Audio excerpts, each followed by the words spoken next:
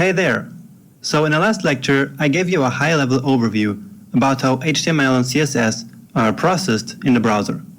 Now in this lecture, we're going to start to look at the CSS parsing phase, because a lot of important stuff happens in this phase. Now, just before we start, let's do a quick review of the official terms that we can find in a CSS rule, just so that we're all on the same page in these lectures and the coding videos. So, a rule consists of a selector and a declaration block. As you know, we use a selector to select one or more HTML elements that we want to style. Then in the declaration block is where we write the actual styles in order to style elements on our page. To do so, we can write one or more CSS declarations in each declaration block. Each declaration consists of a CSS property and its corresponding value, which is the value that we assign to a property. This value we assign to a property is called the declared value. Alright, and that's it. Very simple. So let's now talk about the first step of the CSS parsing phase. First off, remember that in the parsing phase, the first step is to resolve conflicting CSS declarations, and the second step is to process the final CSS values. So let's start with step 1 in this lecture, which is the cascade, and let's define exactly what it is. So, the cascade is the process of combining different style sheets and resolving conflicts between different CSS rules and declarations when more than one rule applies to a certain element. Because, as you probably already know, a declaration for a certain style property like font size can appear in several style sheets and also several times inside one single style sheet. Now, CSS can also come from different sources.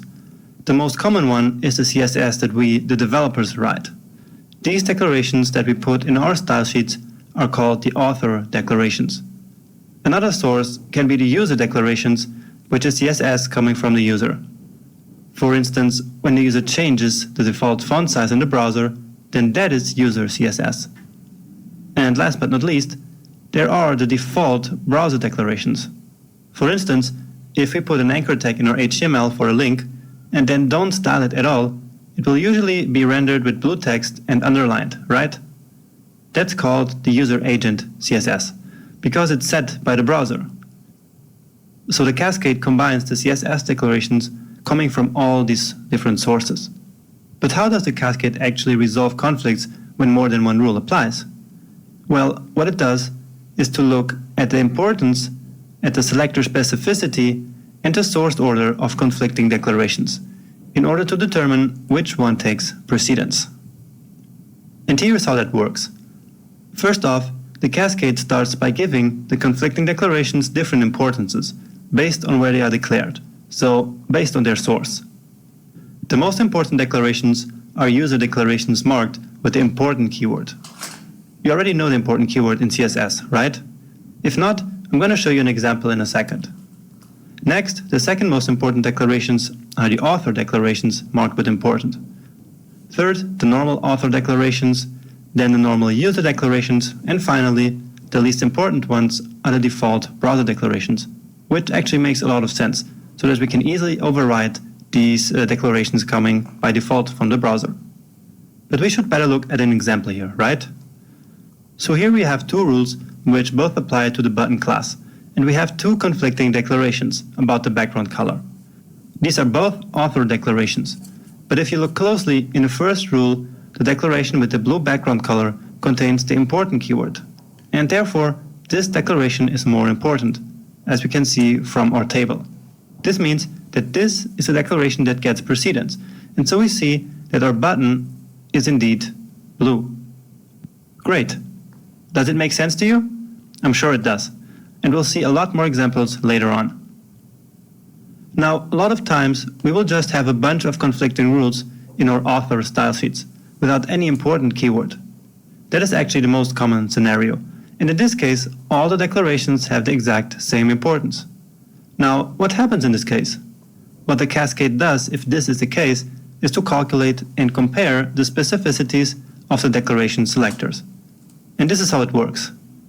Inline styles have the highest specificity, followed by IDs, then classes, pseudo-classes and attribute selectors, and finally the least specific, the element and pseudo-element selector. So when we have conflicting declarations with the same importance, as we saw in the last slide, we calculate their selector specificity based on the priorities I just showed you. But let's see how we actually calculate specificities with a small example. That's always best, right? First off, all these declarations have the same importance because they're all author declarations. So let's calculate their selector specificities in order to find out if the background color will be either blue, green, purple, or yellow.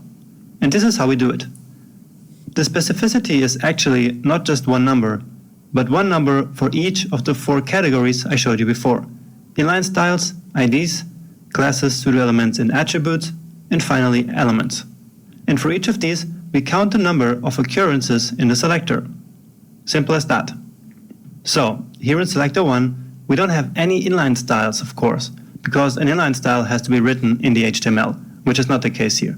So it's a 0. We also have no IDs here, so it's again a 0. But we do have one class, the button class, and so for the classes category we have a 1. And finally, there's no element selector here, so 0 for that one as well. And that's it. This selector specificity is 0, 0, 1, 0. Great. Let's now compare it to the others. The next one is also not an inline style, so 0 for the first one. Now, here we actually have an ID selector for the nav ID, right? So it's a 1 for the ID. We also have 2 classes, pull right and button, so it's a 2 for the classes category. And finally, there are also 2 element selectors here, the nav element and the div element, which means that it's also a 2 for the elements category. So finally, the specificity to this selector is 0, 1, 2, 2, which is actually a highly specific selector. Selector number 3 is very simple. It's just an element selector, and so the specificity is 0, 0, 0, 1. And now the last one, selector number 4.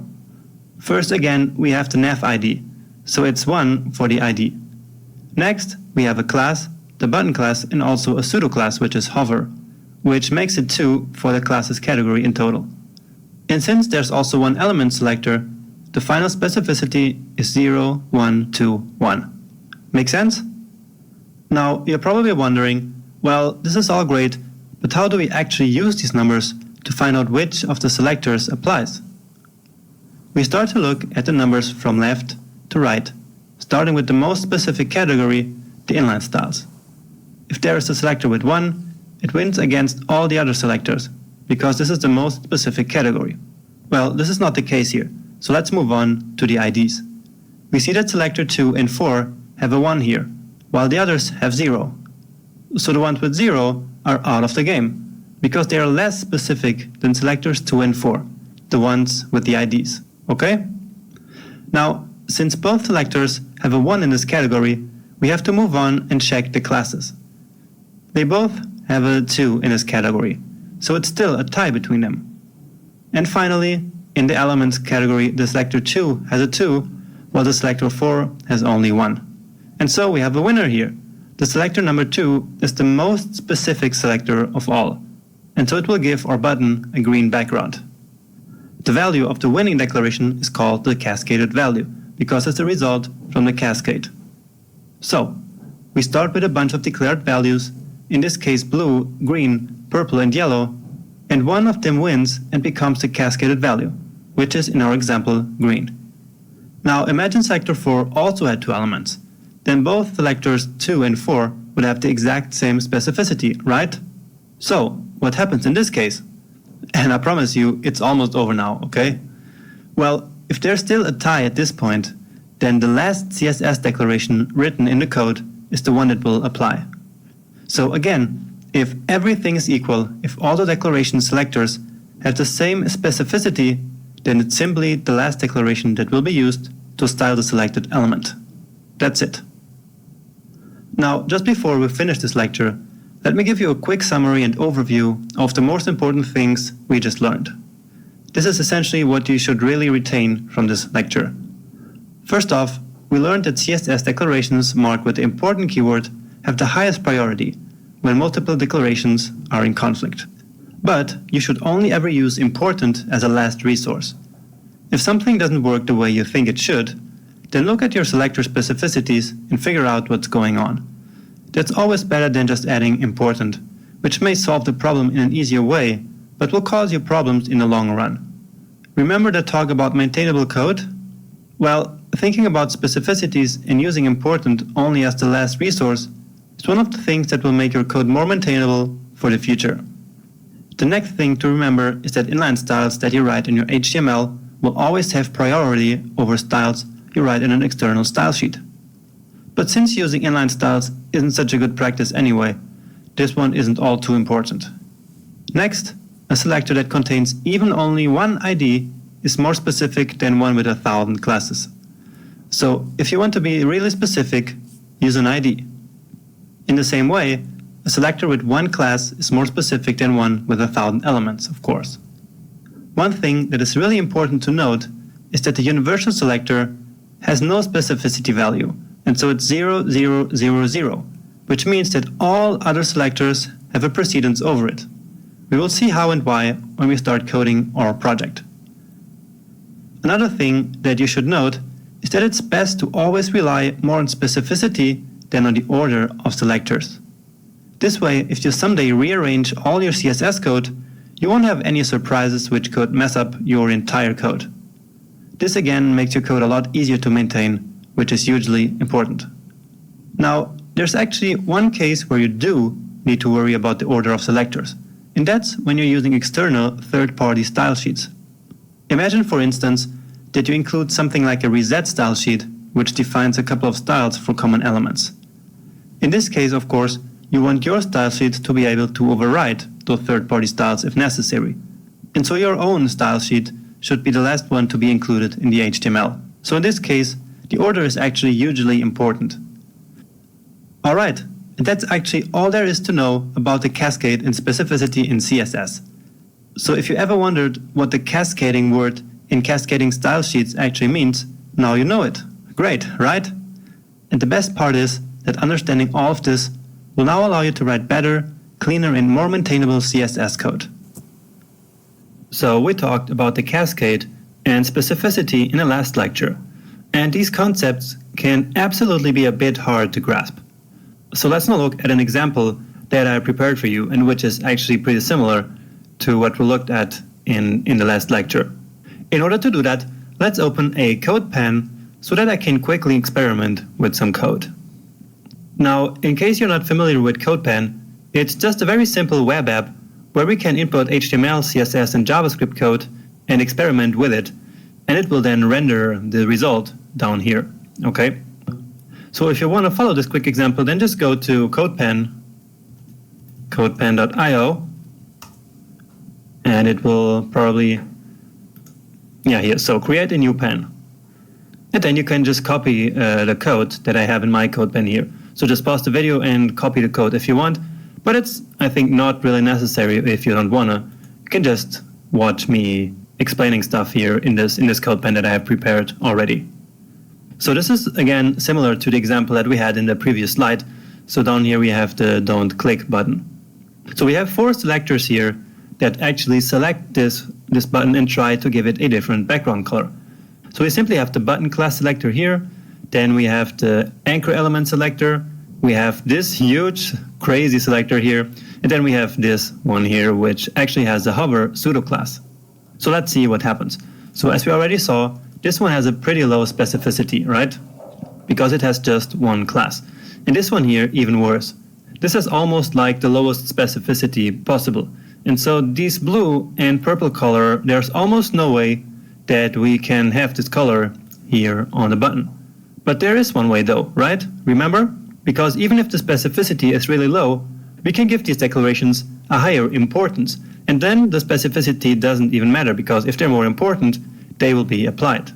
And so, for example, if we put an important here and wait till it updates, then here, right, we have the purple color that we specified here. And so now, even with the lowest specificity possible, we have the purple background color simply because we made this declaration more important than all the others. And the same thing would of course work if we put it here. Just to show it to you, of course it turns blue. Now, I already mentioned that we shouldn't really use this important unless there's something really weird going on in your code.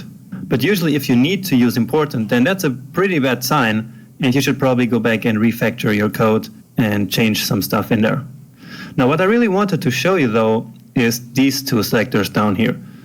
So you see that currently this declaration here is the one that applies, because this selector is the one with the highest specificity of these three. Not counting this one here right now because it's on a hover state. So this is supposed to only turn yellow when we hover the button. Now, what actually happens when we now hover the button? Let's try it out. And it doesn't turn yellow, right? Even though we specified here that the button, when it's hovered, should turn yellow. So why is that happening? And it is happening for a very simple reason. Because remember that pseudo-classes also count into the specificity. So this one here counts 1 into specificity. Now, if we do the math of this selector, which has one ID, such as this one, it has 1 and 2 classes, and this has also 1 and 2 classes, because this one counts as if it was a class, but then this one has 2 elements, and this only has 1. And therefore, this selector here is more specific. So again, it has the same amount of IDs, the same amount of classes, but this one here has 2 more elements, div and a, while this one only has 1. And so no matter if it says hover or whatever it says here, this one is more specific, and therefore it's the one that applies, not this one. No matter if you hover it or not, the specificity is lower, and so it cannot be applied.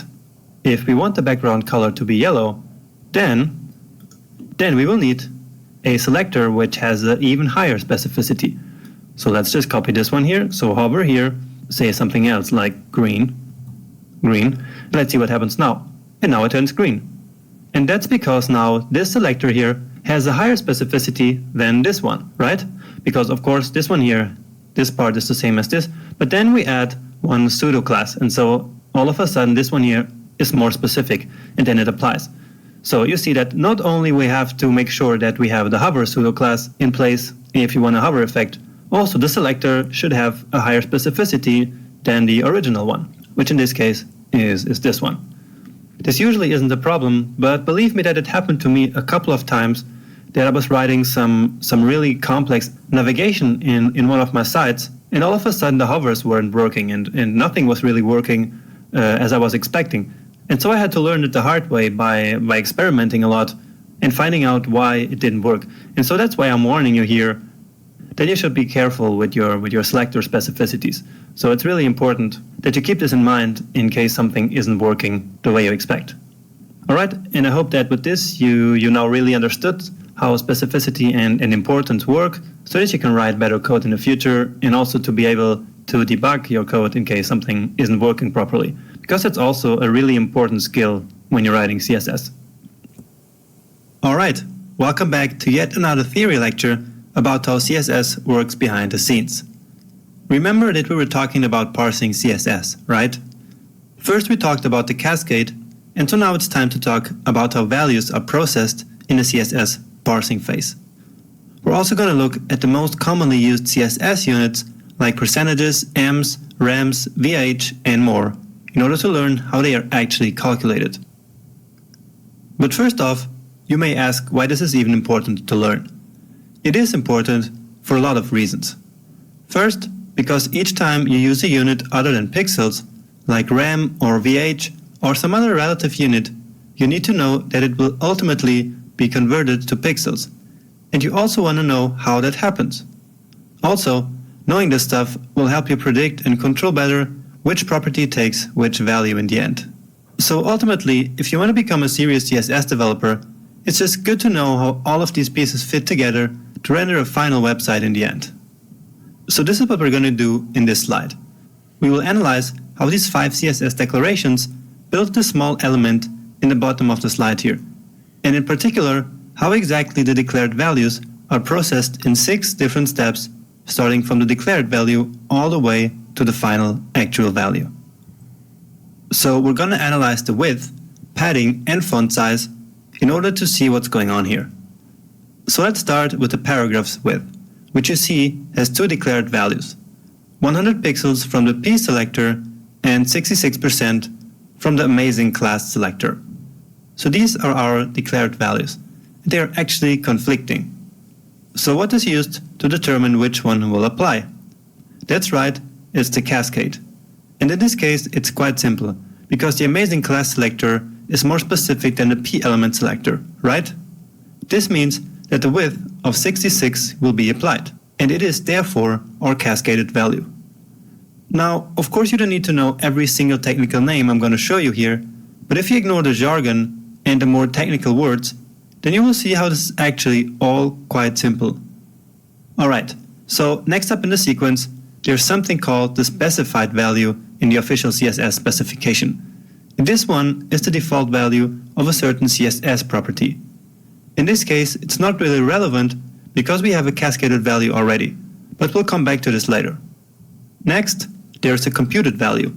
In this step, values with relative units are converted to pixels so that they can be inherited, but more on inheritance later. Also, CSS keywords like orange, auto, boulder, and a lot more are computed and replaced here in this step. Here in this case we have a percentage value, which is technically not a unit, and so nothing happens in this step. Next up is the so-called used value.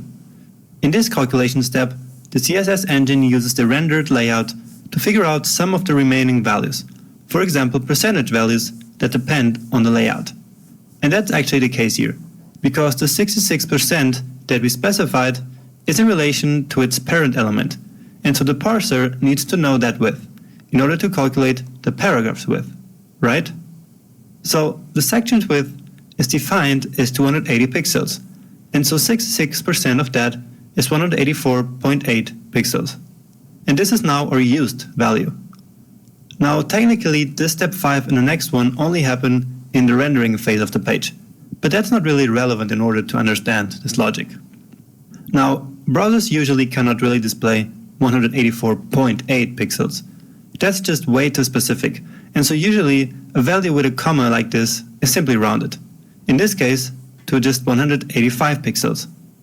And that is, after all these calculation steps, the so-called actual value, which is now ready to be used in the layout. And so the actual value, as we've seen here, is usually obtained by considering the browser and device restrictions. Cool, so now you know how this works behind the scenes of CSS. Awesome, that's great progress. So let's now take a look at the padding property for the paragraph. Now you're probably thinking there is no padding property there, right? And it's actually true that we didn't declare it, but it still has to have a value, okay? That's because in each element on the page, each and every CSS property needs to have a value, even if we don't even declare it at all. So, for padding, we have no declared value and also no cascaded value. But we do have a specified value, and that's because each CSS property has something called an initial value, which is simply the value used if there is no cascaded value. So basically, if we don't declare a value, and if neither the browser nor the user define a value, then the initial value will be used. Actually, inheritance also plays a role here, but let's leave that for later, okay? Now, different properties have different initial values, of course, and for padding it's 0 pixels, which makes a ton of sense actually, because if we declare no padding, that should probably mean that we don't want any, right? And so it's 0. And that's it.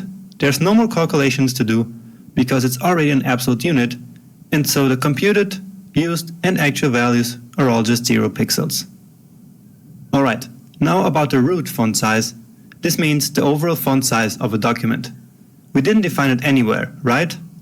So again, there is no declared value. However, this is different from the padding property that we looked at before.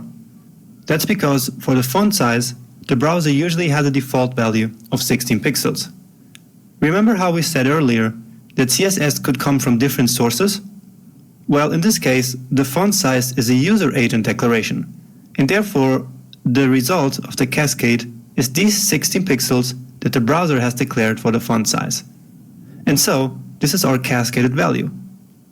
Again, there's no more calculations needed, and therefore 16 pixels is also the used value. Next, let's analyze the section's font size, And now we actually do have a declared value of 1.5 rem. Remember that rem is a relative unit, and so it needs to be converted to pixels by the engine. So the cascaded and specified values are still 1.5 rem, but the computed value is 24 pixels. And why is that, you may ask? It seems a bit random, right? It's because the rem unit is always relative to the root font size, which is 16 pixels in this example, as we saw before. And therefore, 1.5 rem is 1.5 times 16, which is 24. But I'm going to explain this in more detail in the next slide, don't worry. Alright, and so 24 pixels is our final actual value as well. And now the last one, the font size of the paragraph. Once more, looking at the code, we can't find a font size. So how come the text still has a font size?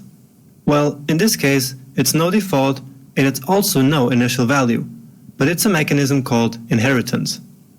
Now I'm going to talk in great detail about inheritance a bit later, but what you need to know is that some properties like the ones related to text, such as font size, inherit the computed value of their parent elements. It works like this because it's actually extremely useful. Imagine you'd had to specify the font size on each and every element. It wouldn't be really practical, right? So we just need to define it on some parent, and the children will then inherit it, unless we declare something else, of course. So again, we talk about inheritance a bit later, but this is the most important lesson about it. Alright, and so these 24 pixels we inherited from the section div are our specified value, and of course, it's all the same down to the actual value. Phew, wow, this was a lot to take in. It's great that you're still with me at this point. Good to see you're really willing to learn this stuff.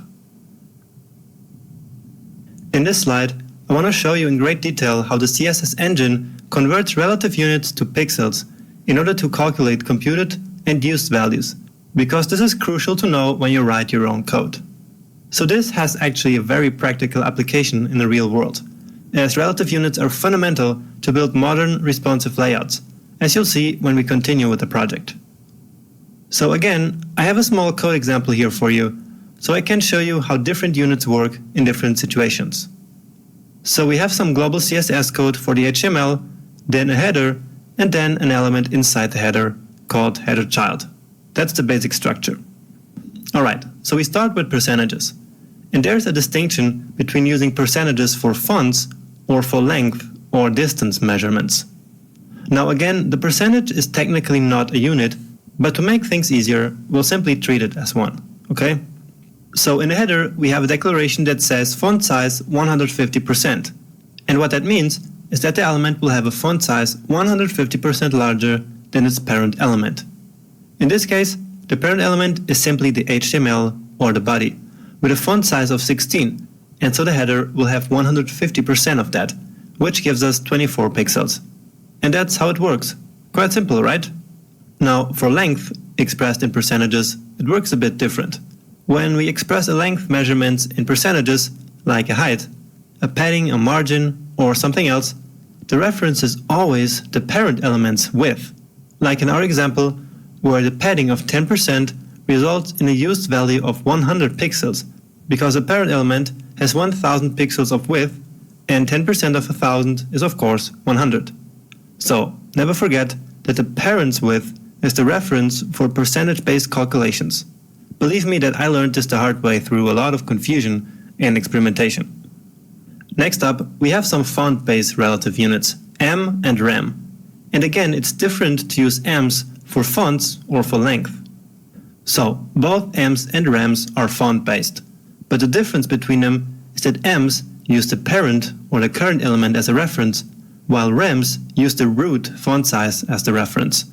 So let's see how it works. If we want to use ems for font sizes, then the reference is simply the parent's computed font size, similar to what happens with percentages. In our example, a 3em font size on the header child element results in 72 pixels, simply because that's 3 times the parent's font size, which is 24. So 3 times 24 makes 72. Makes sense? Now, for length, it's just a bit different. The 2em padding on the header, since it's a length measurement, uses the font size of the current element as a reference. And we already know that's 24 pixels, and so 2M will result in a 48 pixel padding. Got it? It's a subtle difference, but an important one. So for fonts, the reference is the parent. For length, the reference is the current element.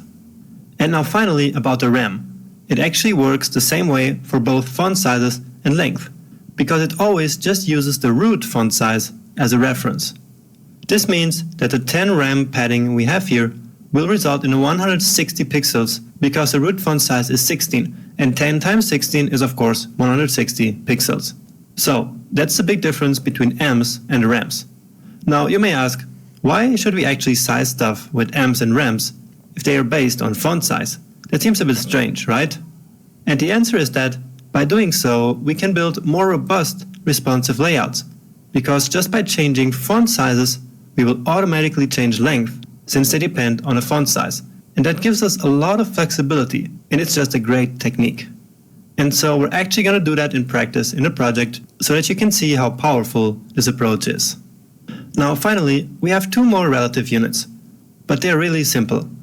These two are based on the browser's viewport and are called VH and VW. Basically, one VH is just 1% of the viewport height and one VW is just 1% of the viewport width.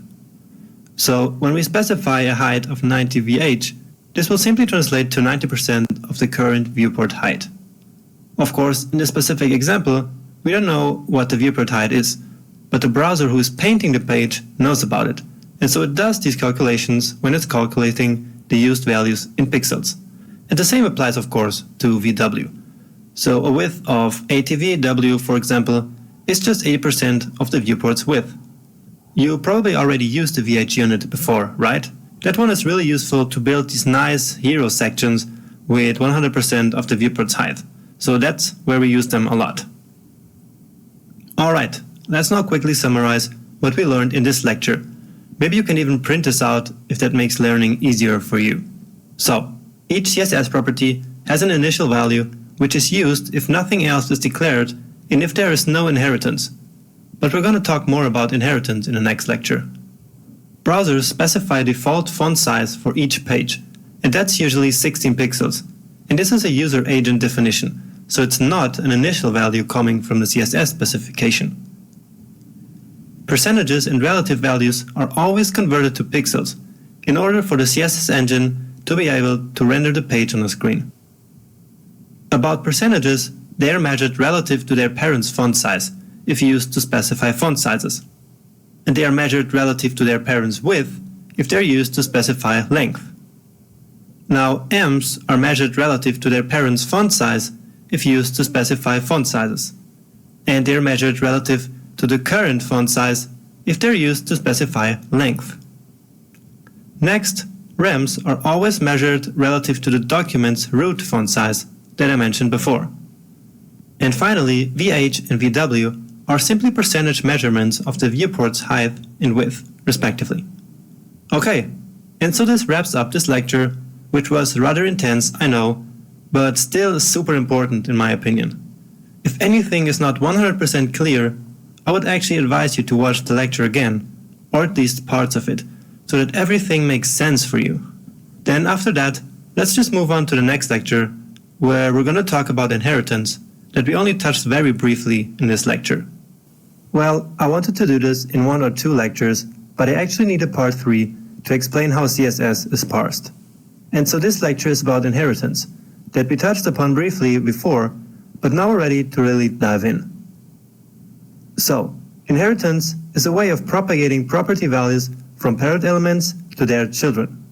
Once more, we have a very simple example here. This time we're going to determine what the line height of the child element will be.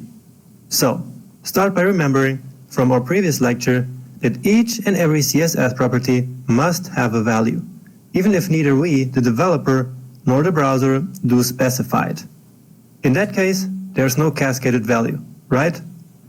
So, when processing a certain property for a certain element, such as the line height, the first question that the CSS engine asks is if there is a cascaded value.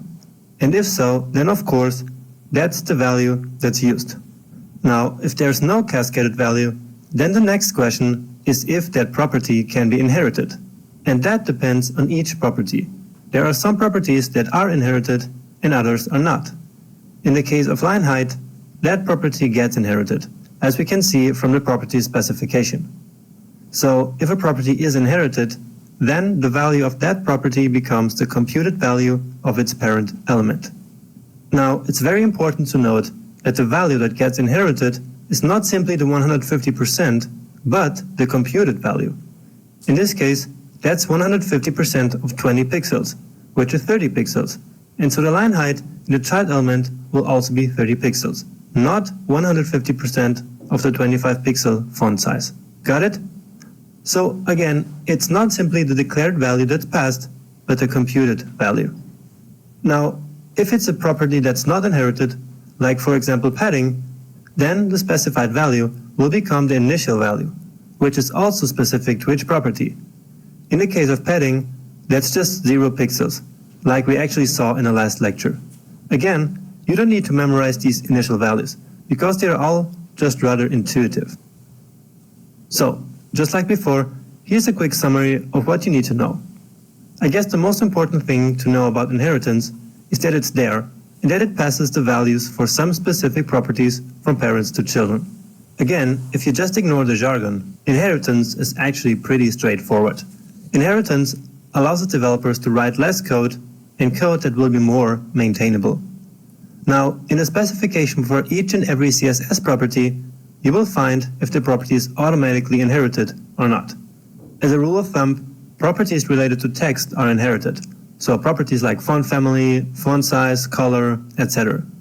Other properties like margins or paddings are of course not inherited, because that would just be extremely impractical. Just imagine setting a margin on some section or something, and then suddenly all of the children would automatically get the same margin. That doesn't make any sense, right? Now, it's also important to remember that what gets inherited is the computed value of a property and not the declared value. Also, inheritance of a property of course only works if no one, neither the developer nor the browser, declares a value for that property. Okay, now something else I didn't mention yet is that we can use the inherit keyword to force inheritance of a certain property. And I will actually show you that when we get back to coding. Also, in the same way, the initial keyword can be used to reset the property to its initial value. And that's actually it about inheritance. Not hard at all, right? So let's move on now.